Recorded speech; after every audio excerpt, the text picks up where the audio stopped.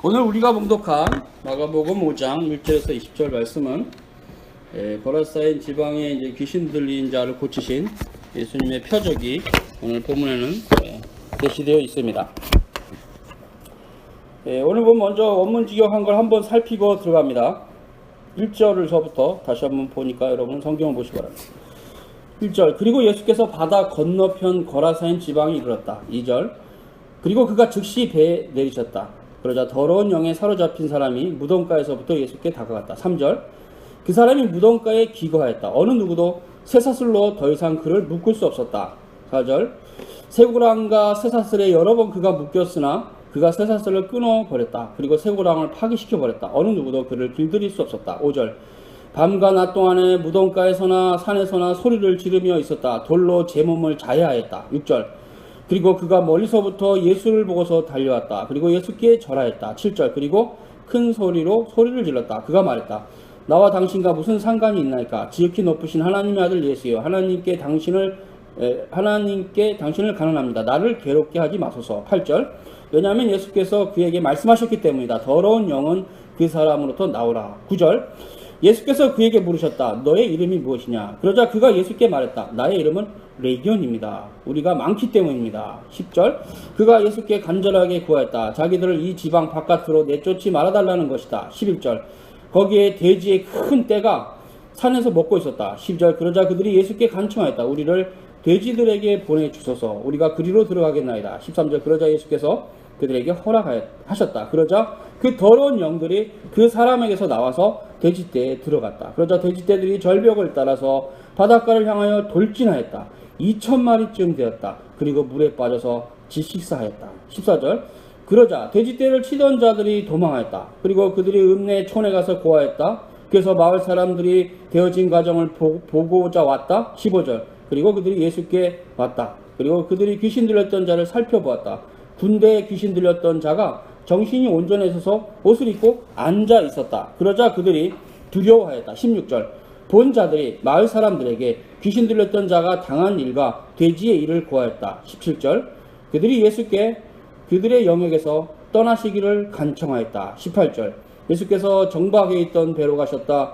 귀신 들렸던 자가 함께 있기를 예수께 간청하였다. 19절, 그러나 예수께서 그를 허락지 아니하셨다. 그리고 말씀하셨다.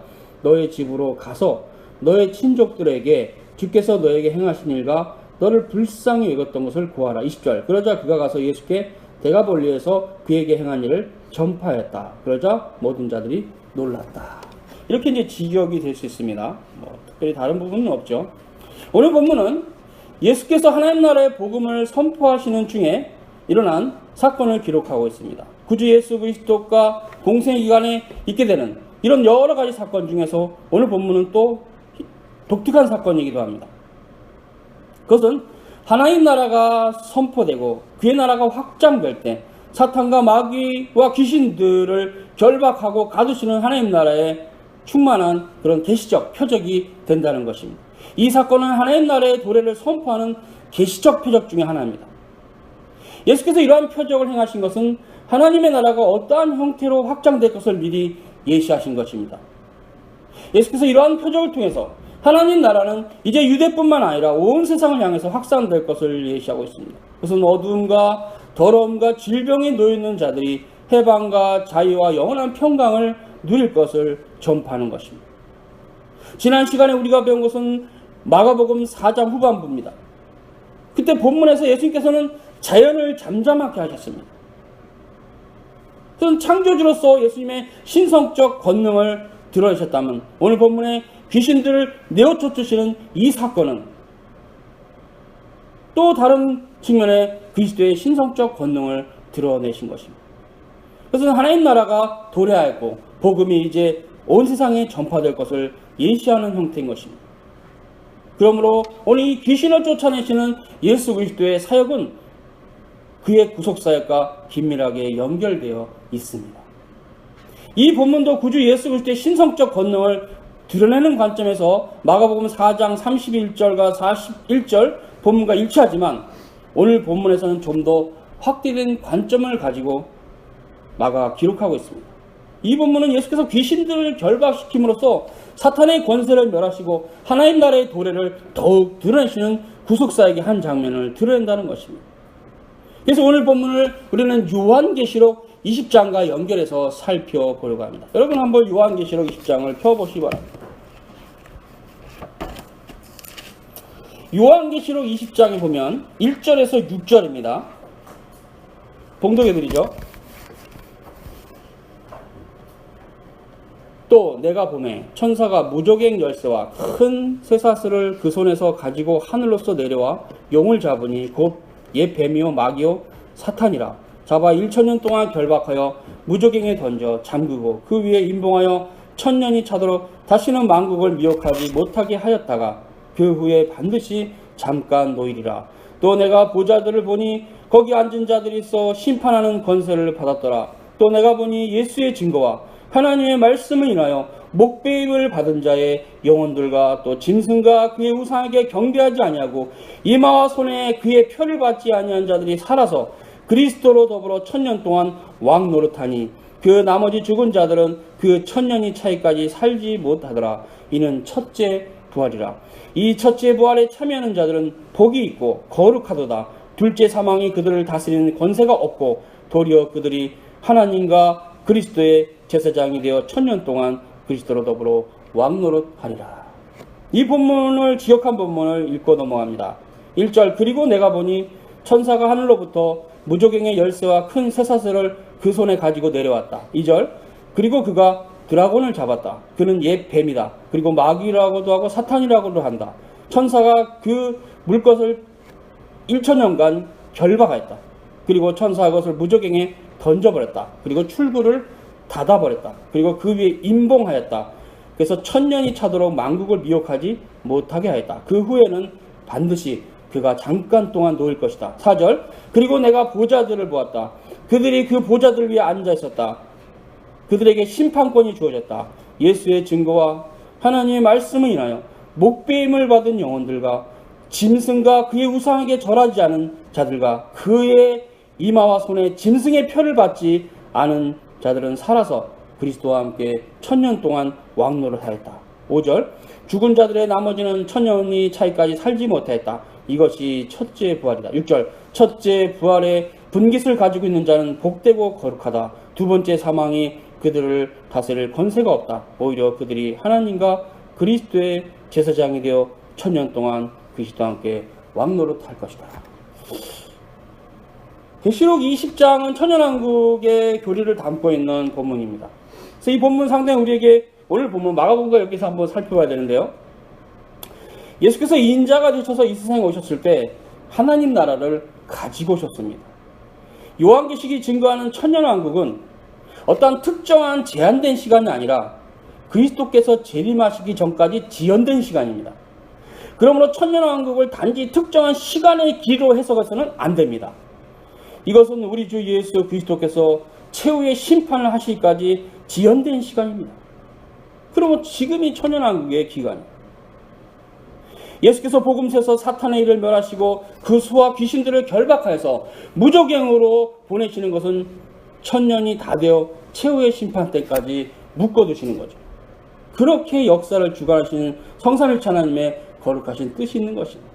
마가복음 본문에서 예수께서 그 귀신들에게 돼지떼에 가도록 허락하심으로써 귀신들의 노예로 살던 가련한 한 영혼을 살려주셨습니다.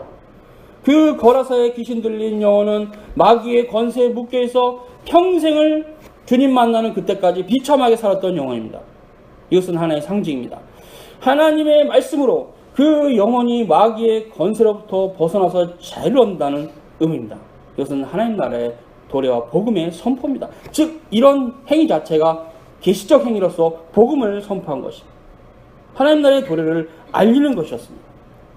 그러므로 마가복음 5장 1절과 20절의 사건은 하나님 나라가 도래하였고 예수 그리스도께서 그의 택자들과 함께 1000년 동안 왕노릇할 것을 선포하시는 사건입니다.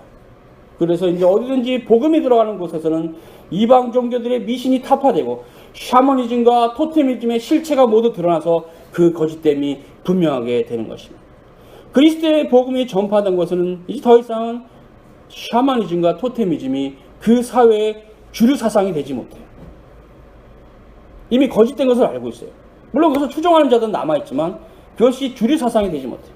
고대 애굽의 시대처럼 그렇게 그런 주술이 애굽의 민중들을 꽉 쥐어잡고 흔드는 그런 형태가 되지 못해요.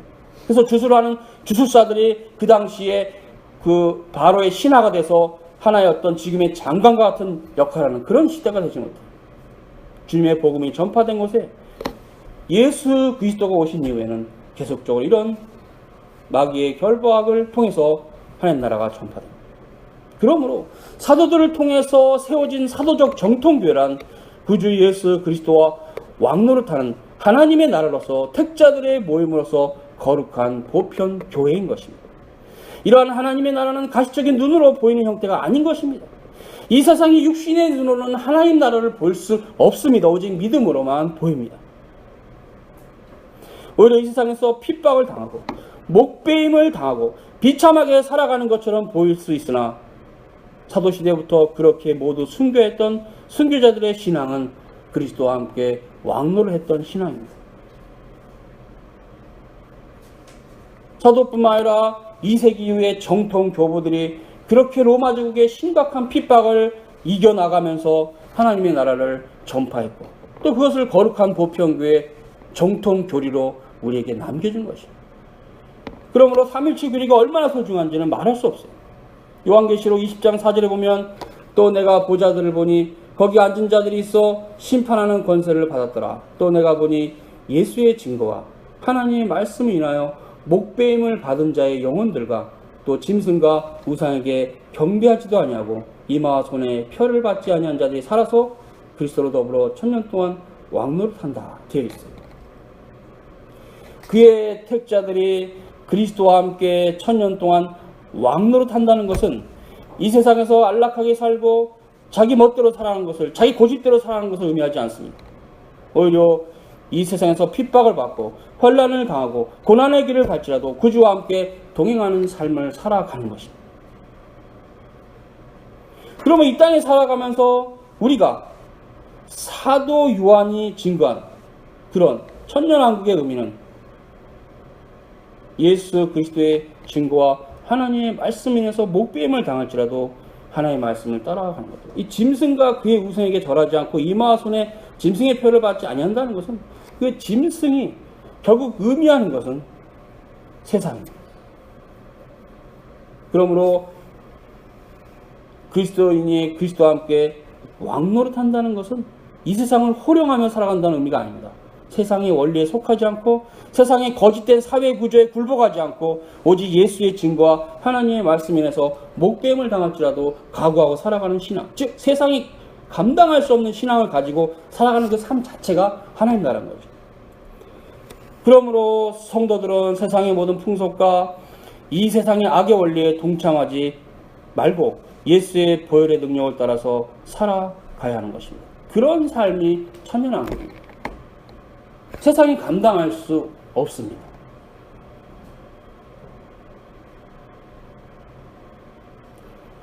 이러한 삶은 이미 구약시대 노아시대에도 그런 형태가 있었습니다. 노아는 세상을 정죄하고 영원한 하나님의 나라를 소망했습니다. 노아는 여호와 하나님을 믿음으로 방주를 지어서 들어갔습니다. 그리고 새로운 세상을 열었습니다. 그때 선사시대 모든 인류는 노아와 8명의 식구 외에는 다 살았습니다. 숨을 댔죠. 그렇기 때문에 이 새로운 세상은 하나님 나라의 모형이었습니다. 그런 모형이었기 때문에 다시 타락합니다. 노아 홍수 이후에 세상은 다시 타락했습니다. 다만 노아는 믿음으로 하나님 나라에 들어갔습니다. 그러므로 천년왕국을 오해하는 자들은 그 나라는 마시고 쾌락을 즐기며 안락하게 살아가는 나라라 그렇게 착각합니다. 그렇지 않습니다. 천년왕국은 그리스도의 재림을 기다리는 새언약의 교회의 시대입니다.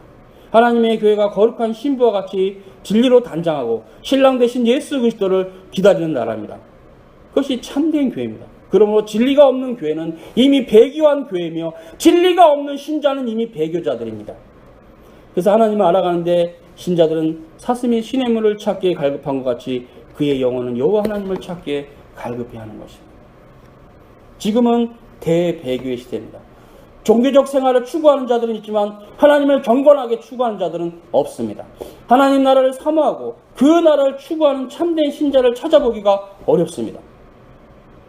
만약 지금 시대가 천년왕국의 마지막 지연의 시기고 거의 다 천년왕국이 지나갔다면 이프죠. 만약 그렇다면 주님께서 다시 오실 날이 멀지 않았던 것인데 못받아 지금의 대배교가 이해가 되는 것이죠. 세상의 마지막에는 대배교가 있을 것이기 때문에 하나님도 없다,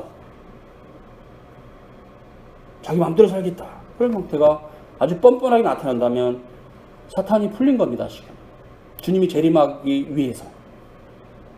요한계시록 20장 7절과 10절에 사도 요한이 그러한 시대를 증거했습니다. 7절 보세요.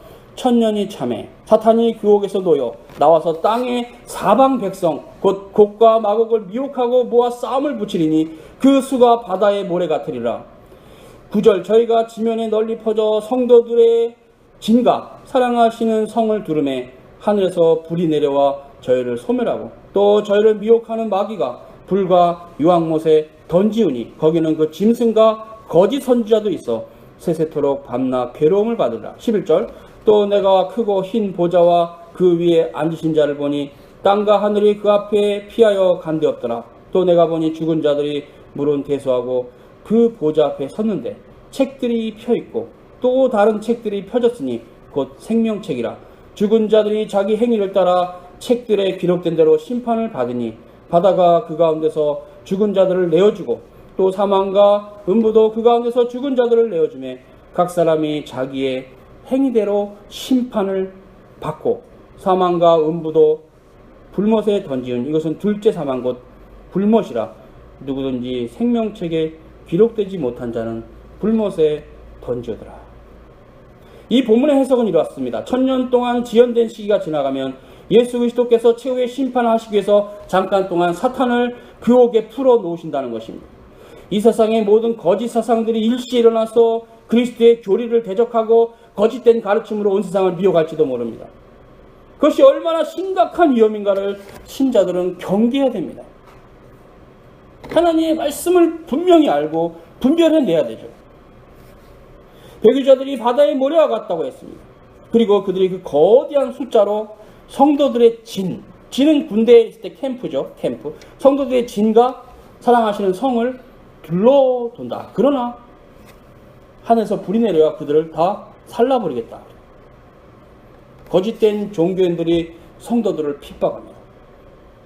그래서 무릇 주 안에서 경건하게 살고자 하는 자는 핍박을 받으라고 사도 바울이 얘기한 것입니다. 그것은 거짓 신자가 참 신자를 핍박한다는 것이고 거짓 교회가 참 교회를 핍박한다는 뜻입니다. 그러나 하늘에서 결국 궁극적으로 불이 내려와 그 배교자들을 살라버리겠다고 요한계시록은 증거합니다. 그리고 온 세상을 미혹했던 마귀가 불과 유황꽃에 던져져서 짐승과 거짓 선자들과 함께 세세토록 괴로움을 받으라 말합니다. 여기서 짐승이란 하나님의 말씀을 대적하는 폭군적이며 부패한 세속 정부로며 그리고 거짓 선자란 그러한 세속 정부에 늘어붙어 있는 모든 거짓 교사들 혹은 거짓 교회를 말합니다. 진리를 따라가지 않고 명백한 진리가 있음에도 세상의 이익을 위해서 세속의 정부에 아부하고 붙어먹는 그 모든 자들은 거짓 선자들. 사도 요한은 증거합니다. 11절에 또 내가 크고 흰 보좌와 그 위에 앉으신 자를 보니 땅과 하늘이 그 앞에서 피하여 간데없더라. 또 내가 보니 죽은 자들이 물은 훼손하고 그 보좌 앞에 섰는데 책들이 펴있고 또 다른 책이 펴졌으니 곧 생명책이라. 죽은 자들이 자기 행위를 따라 책들에 기록된 대로 심판을 받으니 누구든지 생명책에 기록되지 못한 자는 불못에 던지더라. 이 본문은 이중 예정 교리가 있습니다. 생명책에 기록된 자만 구원을 받습니다. 선택 교리입니다. 예정론입니다. 이 본문은 예정론을 말하고 있습니다. 생명책에 농명되지 못한 자들은 모두 유기된 자들입니다. 그들은 풀무불을 피할 수 없습니다. 그 생명책이란 하나님의 영원한 신적 작전 가운데 구주 예수 그리스도 안에서 창세전에 하나님께 선택하신 그 자들의 명단입니다. 상징적이긴 하지만 14만 4천 명이죠. 오늘 이 본문도 하나님의 예정의 교리를 드러내고 있습니다. 하나님의 예정 가운데 모든 장래일들은 벌어집니다. 그러므로 하나님의 예정을 믿는 모든 참된 신자들은 반드시 우리를 구원하시는 하나님을 믿고 순교의 피를 흘리는 것입니다. 그렇게 거룩하고 경건하며 지조 있는 신앙의 삶을 살 수 있는 것은 하나님의 아들 구주 예수 그리스도의 보혈의 공로를 믿기 때문입니다. 그러한 믿음으로 택자들은 구원을 받습니다. 그러나 유기된 자들은 짐승에게 절하며 그 이마와 손에 짐승의 표를 받아서 결국 영원한 불무의 심판을 피할 수 없게 됩니다.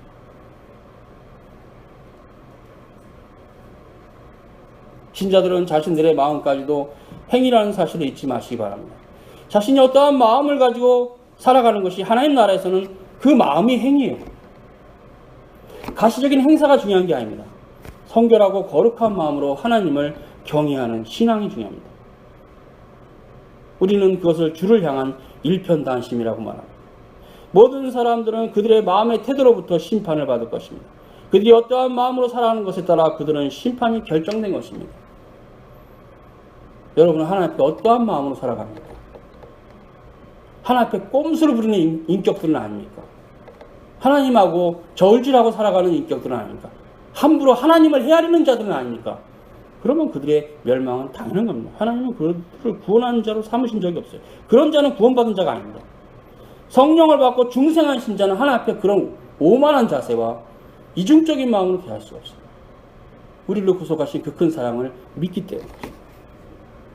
그리고 우리의 마음이 행함이라는 사실을 기억하셔야 합니다. 그래서 믿음으로 구원을 받는 겁니다. 행함으로 구원받는 게 아닙니다. 믿음으로 구원받습니다. 믿음이 마음의 문제지 행동은 2차적이잖아. 왜? 나의 행동은 꿈일 수도 있고 그죠? 이렇게 얼마든지 치장할 수도 있잖아. 마음에 없는 짓도 할 수 있잖아요. 인간은. 하나님은 마음을 보십니다. 신자들은 거룩한 마음으로 이 세상을 살아가야 됩니다. 하나님께서 인간의 행위를 받지 않으시고 그의 중심을 보십니다. 오직 믿음으로만 구원을 받습니다. 경건한 신앙이란 하나님을 최고의 선으로 알고 살아가는 신앙입니다. 예수 그리스도와 함께 1000년 동안 왕노릇 한다는 것은 그런 것입니다.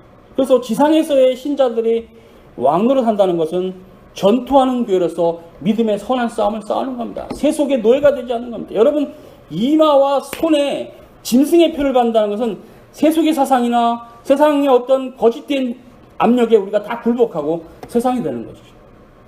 여러분의 머릿속에 무엇이 있습니까? 예수 그리스도가 계십니까? 아니면 어떻게 하면 돈 많이 벌어서 매년 하와이 갈까 그 생각하고 있습니까? 결국 여러분의 마음 안에 주님이 있습니까?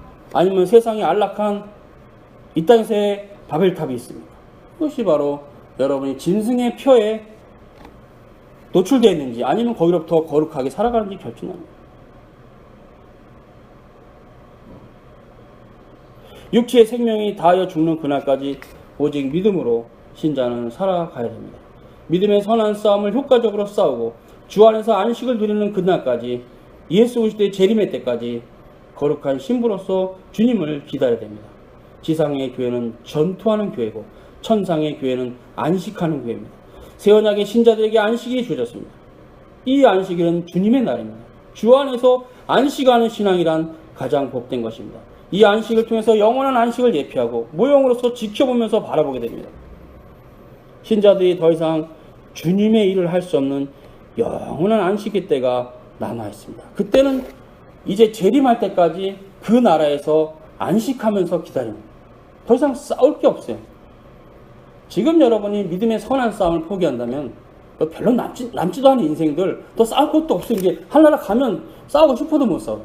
지금 여기서 우리는 믿음으로 믿음의 선한 싸움을 싸야 됩니다. 세상에 조그만 유익이 있다고 조그만 이속을 챙기고자 하나님 말씀을 헌신착처럼 버리는 그런 쓰레기 같은 행위를 우리는 할 수 없습니다. 끝까지 말씀을 붙잡고 믿음으로 싸워야 돼요. 주님께서는 연약함은 받으시지만 삐뚤어진 마음은 멸망으로 이끄십니다. 삐뚤어진 마음 자체가 이미 화살이 이렇게 휘어가는 것처럼 잘못된 길을 가는 거죠. 우리 자신을 살피면서 혹 내가 하나님 앞에 비틀어진 마음으로 역부로 행하는 자는 아닌가 돌이켜보면서 그걸 다 내려놓고 주님의 도우심을 간절히 기도해야 돼요. 거기 지금 기도의 자리가 있는 것입니다. 왜 신자들이 기도하지 않는 줄 아십니까? 또 기도해도 응답받지 못하는 줄 아십니까? 예전엔 기도를 많이 했어요. 지금 이제 기도도 많이 안 해요. 그 근원적인 원인은 하나님의 말씀의 부재 때문입니다. 하나님의 말씀이 없는 기도는 미신이 될 뿐입니다. 매일 자기의 이 세상에서의 축복, 안락한 삶, 그거 외에는 다 바라는 게 없어요. 하나님도 자신의 어떤 이 땅에서 성공과 출세와 자기 욕망의 만족을 위한 하나님도 도구에 불과해요. 하나님도 도구에, 자기의 수단이에요. 자기가 만든 신이에요. 하나님도. 그것이 이 세상의 거짓 종교의 모든 기독교 안에서도 신자들의 모습입니다. 하나님이 여러분 삶의 목적입니까? 수단입니까? 여러분의 이 땅에서 안락을 위한. 그것이 참된 신앙과 거짓 신앙의 갈림길입니다. 신자란 하나님 안에서 안식을 추구하는 자들입니다. 사랑과 희락과 화평과 오래 참음과 자비와 양성과 충성과 온유와 절제를 넘치도록 얻는 삶, 성령의 9가지 열매가 충만한 삶이 하나님 나라를 이뤄가는 삶입니다. 신자들은 매주 안식일을 온전하게 하나님께 드림으로써 더욱 충만한 성령의 9가지 열매를 누릴 것입니다. 그렇게 안식일은 중요한 것입니다. 하나님께서 우리에게 복을 주시고자 마련한 날입니다. 이 날에 주 안에서 안식하는 것이 참되고 새 언약의 성도들은 이 안식일날 주 앞에 나와서 함께 예배를 드리며 또 떡을 떼며 주님의 다시 오심을 기다려야 되는 것입니다. 교리 강론은 2가지로 나눴습니다. 첫 번째 주제는 새 언약의 하나님 나라의 도래와 사탄의 결박. 오늘 본문을 통해서 우리는 예수 그리스도께서 하나님 나라를 가지고 오셨다는 사실이 어떤 의미인가를 깨닫게 됩니다. 그것은 하나님의 뜻이 하늘에서 이루어진 것처럼 땅에서도 이루어지는 것입니다. 하나님의 신적 작정의 그것이 역사 안에 계속 매일매일 새로운 나라를 하나님께 창조하시면서 이뤄가는 하나님 나라의 완성해서 지금 세상 갑니다. 그래서 주기도문에서도 주님께서 마태복음 6장 10절에 나라가 임하시오며 뜻이 하늘에서 이루어진 것 같이 땅에서도 이루어지이다 라고 기도하라 한 것입니다. 하나님 나라는 창세전에 그리스도 안에서 그의 택자들을 예정하셔서 완성하시고자 하신 성삼일체 하나님의 영원한 계획이었습니다. 그러므로 하나님 나라는 하나님의 영광을 위해서 세워진 나라입니다. 예수께서 공생애를 시작하시면서 많은 병자를 고치시고 하나님 나라를 선포하셨습니다. 특히 마가복음 본문처럼 귀신 들린 자들을 해방시킨 사건은 하나님 나라의 통치가 온 세상에 미치게 이제 되었음을 증거하는 것입니다. 그것은 놀라운 계시적 표적입니다. 그러한 계시적 표적을 통해서 하나님 나라가 어디든지 충만하게 세워질 것을 가르치고 있는 것입니다. 그리고 그것이 증거된 게 오순절에 성령이 임하고 사도들이 이제 새 언약의 교회를 세웠을 때 로마 제국 전역에 하나님 나라가 세워진 것이죠.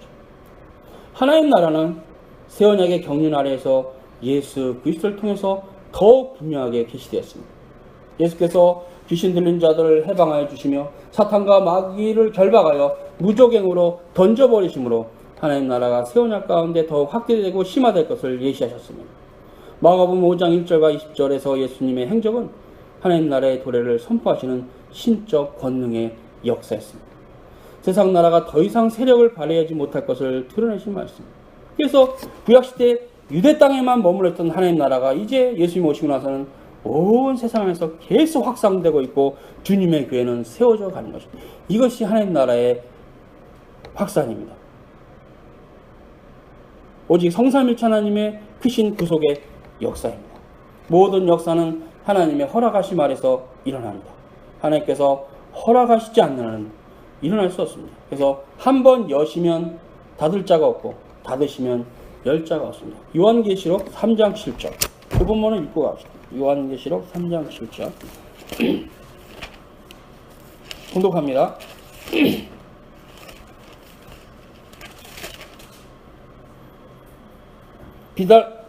빌라델피아 교회 사자에게 편지하기를 거룩하고 진실하다.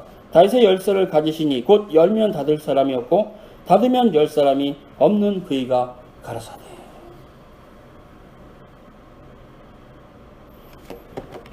그러므로 첫사람 아담의 타락도 하나님의 신적 작정의 계획이었습니다. 하나님께서 결국 타락을 작정하신 겁니다. 그의 백성들을 그리스도 안에서 구원하셔서 하나님 나라로 들이시고자 하나님의 신적 작정 가운데 아담의 타락이 계획되어 있었습니다. 그러나 아담의 타락은 즉각적으로 여자의 후손으로 오실 메시아의 약속으로 이어졌고 창세기 3장 15절에 셋과 무드셀라와 에녹 그리고 노아로 이어지는 선사시대 신앙의 계보를 따라서 메시아에 대한 강림이 약속되었습니다.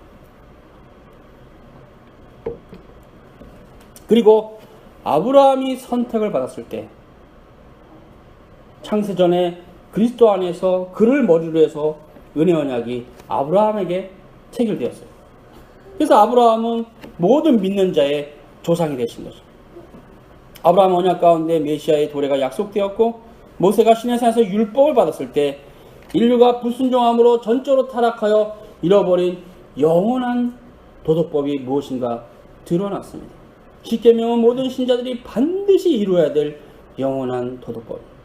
하나님께서 구주 예수 그리스도를 보내시기 전에 모세를 통해서 십계명을 주신 것은 그 법을 완성하실 분으로서 메시아의 강림을 예시한 것입니다.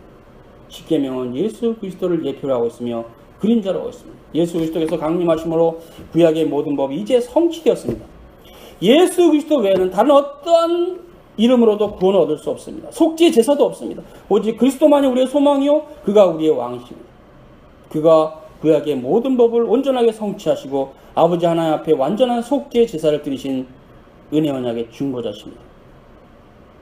그가 부활하심으로 하나님의 아들로 인정이 되셨고 그 실체가 이제 온 세상 가운데 드러났습니다.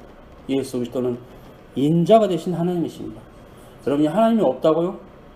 예수님이 인자가 되신 하나님으로서 오셨습니다. 하나님이 없다고요? 예수님이 2000 전에 하나님이신 그가 인자가 되셔서 오셨습니다. 하나님이 계십니다. 하나님이 계십니다. 로고스 하나님이 우리 가운데 오셨기 때문에 하나님 계심 우리는 믿을 수 있습니다.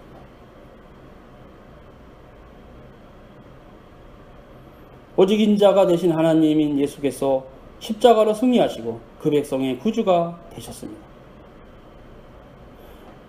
그러므로 이제 오늘 본문에 예수께서 귀신 들린 자를 해방시켜주고 그 귀신들을 돼지떼에게 허락하신 것은 하나님 나라가 도래했던 이제 마귀의 올무에 더 이상 매일 필요가 없다는 교리를 확증하는 계시적 표적으로 하신 것입니다. 그랬더니 다시 정리하지만 마가복음 5장 1절과 20절에 행하신 예수님의 표적은 하나님 나라의 도래와 관련된 계시적 표적입니다. 예수께서 사단과 마귀의 권세를 파하시고 온 세상이 하나님의 은혜로 충만하게 되는 천년왕국의 시대가 도래했음을 확증한 사건입니다. 선지자 이사야는 예수 그리스도의 강림에 대해서 이렇게 말합니다. 이사야 11장 1절과 9절입니다. 이새의 줄기에서 한 싹이 나며 그 뿌리에서 한 가지가 나서 결실할 것이요 여호와의 신 곧 지혜와 총명의 신이요 모략과 재능의 신이요 지식과 여호와를 경외하는 신이 그 위에 강림하시리니 그가 여호와를 경외함으로 즐거움을 삼을 것이며 그 눈에 보이는 대로 심판치 아니하며 귀에 들리는 대로 판단치 아니하며 공의로 빈핍한 자를 심판하며 정직으로 세상에 겸손한 자를 판단할 것이며 그 입에 막대기로 세상을 치며 입술의 기운으로 악인을 죽일 것이며 공의로 그 허리를 띠를 삼으며 성실로 몸의 띠를 삼으리라. 6절 그때 이리가 어린 양과 함께 거하며 표범이 어린 염소와 함께 누우며 송아지가 어린 사자와 살찐 짐승이 함께 있어 어린아이에게 이끌리며 암소와 곰이 함께 먹으며 그것들의 새끼가 함께 엎드리며 사자가 소처럼 풀을 먹을 것이며 젖 먹는 아이가 독사의 구멍에 장난하며 젖된 아이가 독사의 굴에 손을 넣을 것이다. 9절 나의 거룩한 산 모든 곳에서는 해됨도 없고 상함도 없을 것이니 이는 물이 바다를 덮음같이 여호와를 아는 지식이 세상에 충만할 것입니다. 하나님 나라의 완성이라는 것은 하나님을 아는 지식이 신자들 안에 충만하게 됩니다. 영생은 지식입니다. 하나님을 아는 지식. 인생의 최고의 목적이 무엇인가? 하나님을 아는 것. 사람이 떡으로만 살 것이 아니요 여호와의 입으로 나오는 모든 말씀으로 살 것이라고 말씀하시던 그 모세의 그 말씀은 예수님께서 일용할 양식을 주옵시고 라는 그 기도와 연결됩니다. 우리가 왜 일용할 양식이 필요하냐? 하나님을 알기 위해서 필요한 겁니다. 하나님을 알아가는데 게으른 자는 일용할 양식이 많을수록 죄만 지어요. 그 돈으로 죄를 진단 말입니다. 불법으로 돈을 모으는 자도 있지만 모아가지고 그 돈으로 죄를 진단 말이에요.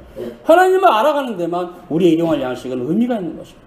왜 우리가 힘써 평일날 일을 해야 되는가? 하나님을 알기 위해서. 그래서 그 일용할 양식은 말 그대로 일용할 양식이지만 다른 표현은 하나님의 말씀입니다. 일용할 양식을 우리가 먹는 것만큼이나 하나님의 말씀을 섭취하는 것이 맞는 것입니다. 선제의 이 예언자적인 노래는 하나님 나라가 어떠한 형태로 강림할 것을 드러냅니다. 예수 그리스도의 강림과 이상적인 하나님 나라의 모습을 선지자 이사야가 매우 시적으로 표현한 것입니다. 하나님 나라는 평강의 나라입니다. 그러나 거짓과 위선과 가식과 더러움이 없는 나라입니다. 그 나라는 거룩합니다. 무엇보다 그 나라는 진리로 충만한 나라입니다. 선지자 이사야는 거룩한 하나님 나라는 물이 바다를 덮음같이 여호와를 아는 지식이 충만한 나라다 예언하고 있어요. 또한 이러한 선지자 이사야의 예언은 거룩한 보편교회가 어떠한 자태를 가져야 할 것을 우리에게 드러내고 있습니다. 거룩한 보편교회란 각 신자들이 하나님을 아는 지식으로 충만하여서 서로 교제하며 영원한 하나님 나라로 성취가는 그런 형태를 말합니다. 그래서 하나님의 나라와 하나님의 교회가 구별이 되는 부분이 있지만 분리될 수 없습니다. 하나님 나라는 하나님의 교회입니다. 예수 그리스도께서 강림하심으로써 하나님 나라가 더욱 분명하게 우리 가운데 다가왔고 이제 하나님 나라에 속한 신자들은 이 세상의 풍속을 따라가지 말고 이 세상의 거짓 사상을 따라가지 말고 이 세상의 악한 원리를 따라가지 말고 하나님의 진리의 말씀을 따라가야 되는 것입니다. 두 번째 이제 마지막 부분인데요. 예수 그리스도의 구속사역과 하나님 나라. 구주 예수 그리스도의 구속사역은 하나님의 일반 은총 위에 성취되었습니다. 그러므로 신자들은 일반 은총을 배관시하는 편일주의를 경계해야 됩니다. 그러나 하나님 나라는 세상 나라와 다르기 때문에 일반 은총으로 하나님 나라가 파악되는 것도 아니라는 사실을 명심해야 됩니다. 하나님 나라는 세상의 부요함과 안락함과 이 세상이 주는 세속적 욕망으로 세워지는 나라가 아닙니다. 하나님 나라는 일반 은총 베푸는 풍요로움으로 세워질 수 있는 나라가 아닙니다. 하나님 나라는 자본으로 세워지는 나라가 아닙니다. 비록 지상에서 하나님 나라가 일반 은총에 세워져 가기 때문에 지상의 거룩한 보편교회가 이 세상과 완전히 분리되어 세워질 수는 없지만 또한 세상과 구별이 되지 않는 것도 아닙니다. 그러므로 신자들은 하나님 나라가 세워지는 것에 있어서 이 세상에서 누리는 일반 은총의 불충분성도 이해를 해야 됩니다. 우리가 자본이 많다. 교회를 세울 수 있다. 넌센스입니다. 자본이 많아도 교회 못 세웁니다. 오직 주님의 교회는 믿음으로만 세웁니다. 신자들이 믿음으로 세워지는 교회가 주님의 교회입니다. 그러면 눈에 보이는 저 자본으로 세운 거대한 교회는 종교 집단입니다. 어쩌면 거짓 교회입니다. 로마 카톨릭이 그 거대한 자본으로 각지에다 교회를 딱딱 균형 있게 세워도 그냥 거짓 교회일 뿐이에요. 마리아를 신으로 숭배하는 그 교회는 거짓 교회일 뿐이에요. 거짓 교회란 말이에요. 거짓 교회. 참다운 거룩한 보편교회란 진리로 세워지는 교회입니다. 신자들 한 사람 한 사람이 진리로 세워져 가야 되는 것이죠. 그런 부분에서 여러분이 힘쓰고 애써야 되는 것이 있어요. 그것을 포기한다면 스스로 하나님 나라를 포기하는 자입니다. 하나님 나라는 그리스도의 보혈의 공로 위에 세워진 나라. 도무지 인간이 세울 수 있는 인간의 노력으로 어떤 인간이 그 노력에서 번 어떤 자본으로 세울 수 있는 나라가 아닙니다. 하나님 나라는 예수 그리스도의 구속의 사역으로 세워지는 나라입니다. 전적으로. 그래서 이 마가복음 오늘 본문이 보여주는 것은 예수 그리스도의 구속 사역은 이제 더 이상 모든 열방들이 이 세상의 거짓 신들에게 노예로 살지 말고 살아계신 참되신 하나님께로 돌아오라는 계시적 표적이 된다는 것이죠. 하나님 나라의 도래를 알리는 것입니다. 하나님 나라의 강림과 구주 예수 그리스도의 구속의 사역은 이렇게 연결되어 있습니다. 예수 그리스도께서 하나님 나라를 가지고 오셨을 때 그리스도께서 지신 십자가는 그가 하나님 나라를 온전하게 성취하시고자 행하신 계시적 표적의 절정입니다. 예수 그리스도께서 십자가에 죽으시고 부활하심으로써 새 언약의 교회가 세워졌습니다. 그렇게 세워진 새 언약의 교회는 더 이상 가나안 유대에 머물러 있지 않고 온 세상으로 확산됐습니다. 그것이 온 세상 가운데 하나님 나라로 충만하게 세워져 가고자 하신 하나님의 뜻이었습니다. 하나님 나라는 우리에게 더 가까이 지금 다가오고 있습니다. 하나님 나라는 매일매일 하늘로부터 계속 내려오고 있습니다. 하나님 나라는 예수 그리스도의 흘리신 그 진실한 사랑의 보혈의 공로 위에 세워진 거룩한 나라입니다. 함부로 여러분의 자본으로 세워진다는 오만한 마음도 버리시고 여러분의 노력으로 세워진다는 자기 공로 사상도 버리시기 바랍니다. 오직 주님의 은혜로만, 오직 주님의 은혜로만 세워지는 주님의 나라입니다. 그러니까 여러분 각자가 주님의 나라가 되지 않고 그렇게 헛되이 살아간다면 하늘 나라는 거기는 없어요. 거기는 지금 그 땅에 하늘 나라가 없어요. 하늘 나라는 지금 우리의 믿음으로만 세워질 수 있어요. 우리의 공로로 세워지는 나라가 아니라 우리의 믿음으로 세워지는 나라. 그 의미를 아는 자라면 진리로 세워지는 나라라는 것을 다시 알 수 있어요. 구주 예수 그리스도를 머리로 하여서 세워지는 하나님 나라는 그렇습니다. 하나님 나라의 풍성한 결실이 넘치도록 신자들은 오직 믿음의 수고를 다해야 됩니다. 믿음으로 애쓰고 힘쓰고 노력해야 됩니다. 거룩한 보편교회를 이루고자 신자들은 끊임없이 주님 앞에서 헌신과 희생을 해야 됩니다. 기도하겠습니다. 거룩하신 주님 감사합니다. 주님을 사랑하게, 우리를 구속하신 그 사랑이 참으로 진실하고 거룩하게 우리는 이제 진리의 길을 갑니다.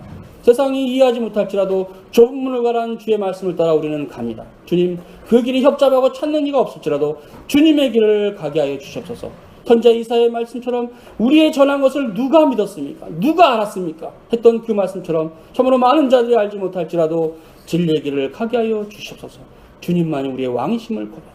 주님을 사랑합니다. 예수님의 이름으로 기도합니다. 아멘.